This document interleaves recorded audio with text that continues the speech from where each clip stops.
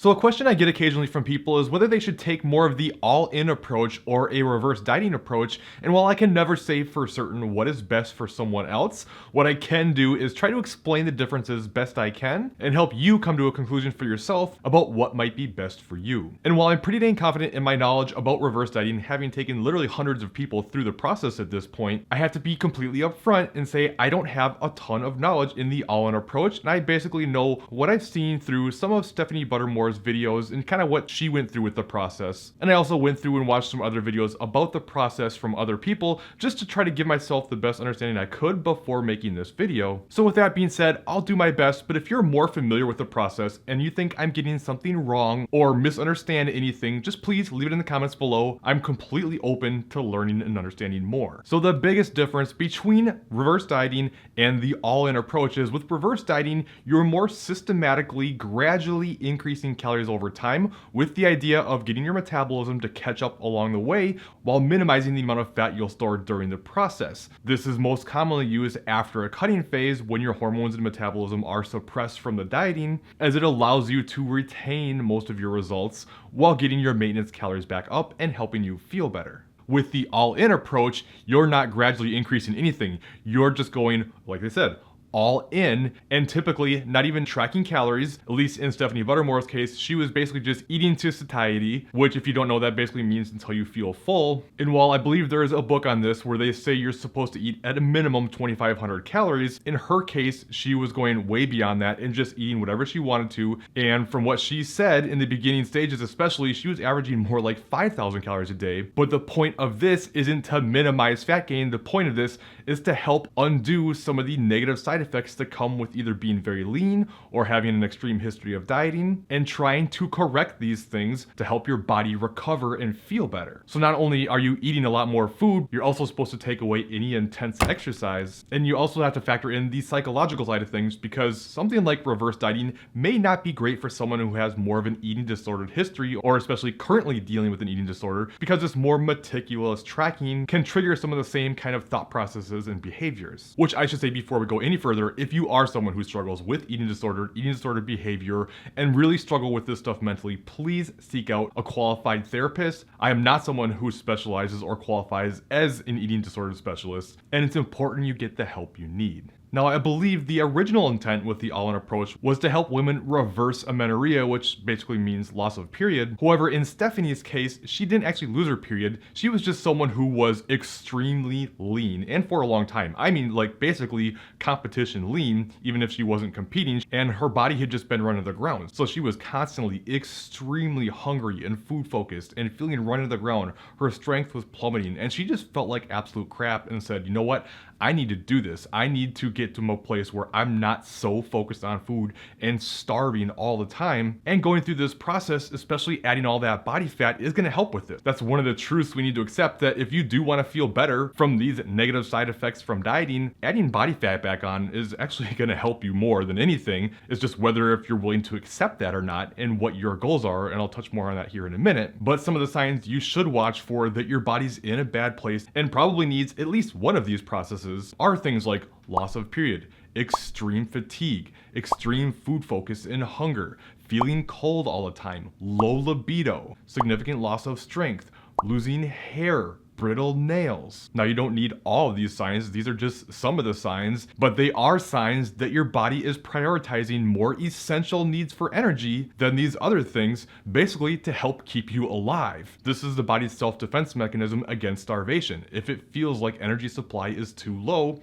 it's gonna guard against it. And if you're not willing to back off, your body's basically gonna make you do it through all these different functions. And in my opinion, the more severe these symptoms are, the more of an aggressive approach would probably be better for you. But no matter what, it's all about weighing the pros and cons and what's most important to you. The faster you increase calories and the faster you gain weight, the faster you're gonna start feeling better and help these symptoms not be so bad. Whereas the slower you make increases, the longer it's gonna take to feel better, but you're less likely to gain weight. But I think the biggest misconception between all-in versus reverse dieting is it's either you have to go all in and just eat anything and everything with no regard, or reverse dieting means extreme extremely slow increases and you don't really make much progress because of that. But that's not really true. You can have a balance in between it two. Reverse dieting doesn't have to be super slow. You can take it as slow or as fast as you want. And if you're not necessarily comfortable with the all-in approach, but you want to feel better faster, and while you're still okay with gaining some weight, you want to keep it maybe a little bit less, you can make bigger increases.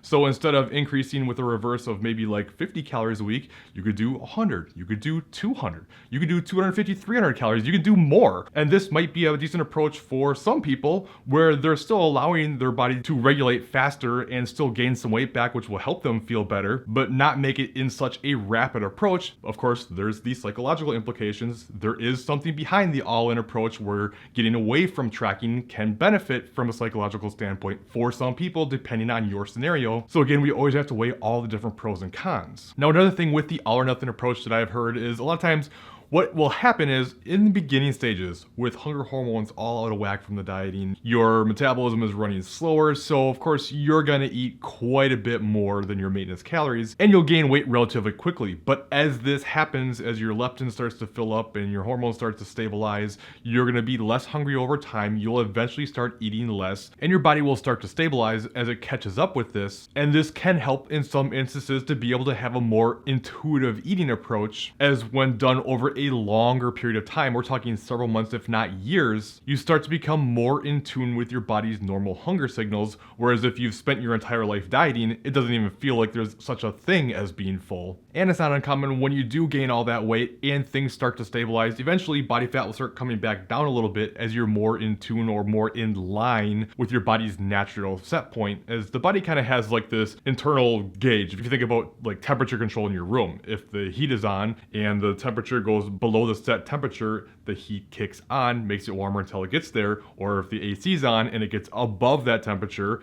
the AC kicks on and brings it down to where it's supposed to be. Your body kind of does the same thing around a certain range. And this is part of why it's such a struggle to keep the weight off, because your body's trying to get you back to that initial set point. And it can be a battle, but the same thing can happen the other direction as well if you get too far above that set point. And I think a lot of this has to do with just overall being less hungry and not overfeeding yourself all the time. I think the most important thing is, especially if you take the all-in approach, is you have to be okay knowing that you're gonna gain a lot of weight, but it's for the greater good of what you're trying to accomplish. Not an easy thing to do. It will be a large struggle. And I know that Stephanie has documented this stuff. In fact, I'm gonna put a video of hers in the description below. I believe it was her 1-year follow-up talking about all the different experiences. So if this is something you're interested in, please check that out. She's gonna be able to help you way more than I will, because she's gone through the process and she talks about all the different experiences, including the mental struggles. Now with reverse dieting, you still need to be okay with gaining some weight. It's just not gonna be as fast, or maybe not as much. It's just more controlled than in the all-in approach. Now, one thing that we do need to consider here is, especially in Stephanie's case, like I said,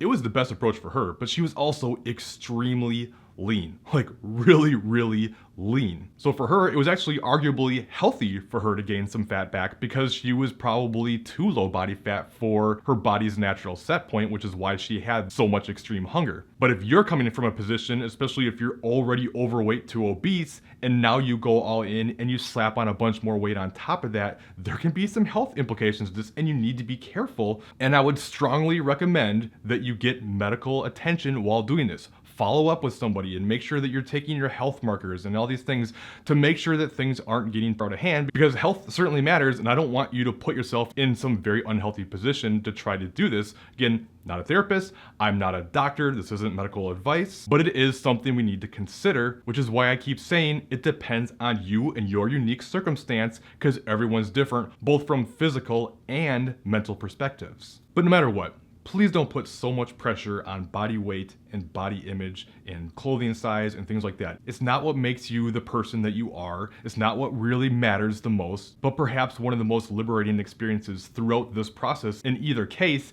can be what happens to you mentally by not putting so much pressure on yourself to try to stay as lean as possible all the time. Because at the end of the day, it's not what really matters, and it's not what other people care about you. It's your own personal judgment that is usually the hardest thing to get past. Anyway, if you're interested more in the reverse dieting side of things and how fast to increase calories, I had this video up top here you can check out next, which I think will help walk you through the process. If you know more about the all-in approach, I would love to hear your comments on what you think below, and I'll see you next time.